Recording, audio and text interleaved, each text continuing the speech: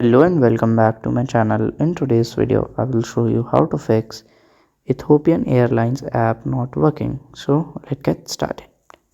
So here we can see Ethiopian Airlines. So first of all, you will directly press and hold it here and click on this I button. After that, you will scroll down and here we can see the storage button. Click on that. Then here you have to click on this clear data. So when you will just click on here, the data will be cleared. Okay. And then you can use it.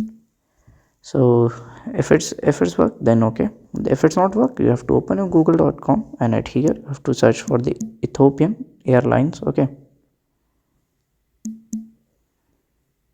Ethiopian Airlines app. So at here you have to check for the update. If it's updated, okay. Then if it's not updated, you have to update from here and it will start working.